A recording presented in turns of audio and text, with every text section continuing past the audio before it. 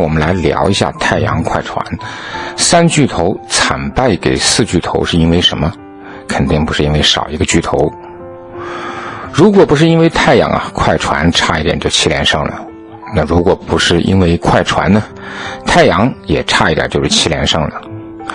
所以这两个队如果不好好再打一次，实在说不过去。因为都是背靠背大家都想着这一战。因为之前呢，太阳队输给了快船，主场又输给了没有莫兰特的灰熊。快船呢输给了4连败的湖人，最后时刻宁愿输球都没有让莱昂纳德上场，因为他当时还是在受这个出场时间的控制。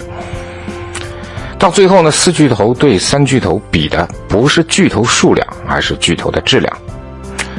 快船呢差一点赢了太阳要30分，尽管结果是138比111，赢了27分，但领先最多的时候正是30分。这和几天前的交手有点像，那次快船客场打太阳131比122，虽然才赢了9分，但领先最多的时候达到23分。只是那一次太阳队没有杜兰特。现在快船双杀了太阳，可不是因为多一个巨头而是他们的阵容结构更合理，打法更有条理，防守更有针对性。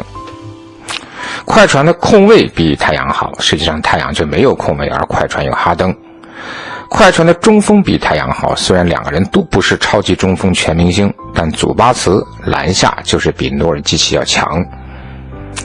巨头球队都有通病，就是在巨头之外角色阵容成色一般，这也是太阳队在缺了控卫、防守这2点之外第3个重大的缺陷。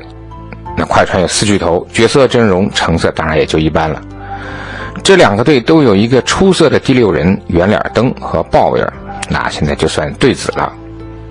于是当双方7巨头齐整出战，决定胜负的就是1号位的能力和中锋的能力。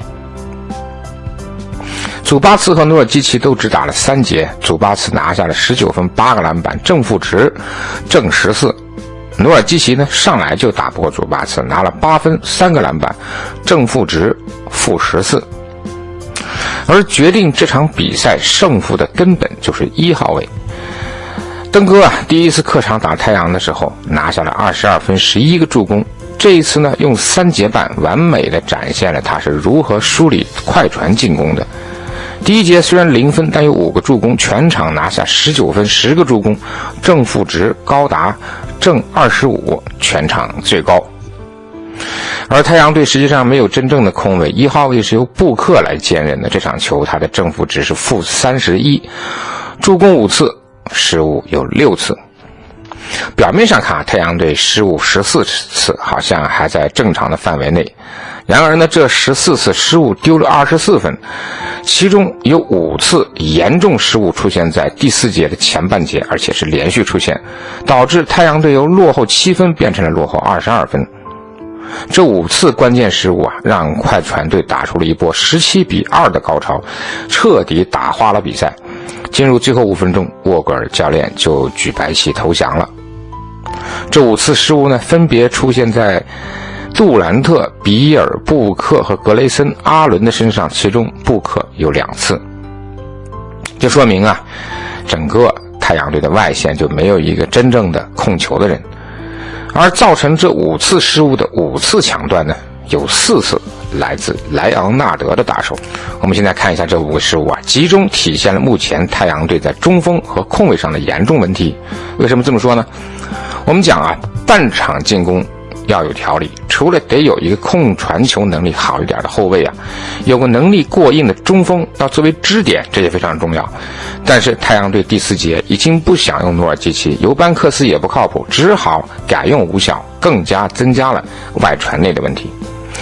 最重要的是控卫，哈登虽然攻击欲望减了，但是他的组织能力超过绝大多数的控卫，太阳队却没有真正意义上的控卫，一旦出现了夹击，运转能力非常有限，所以就会出现各种外线丢球的问题。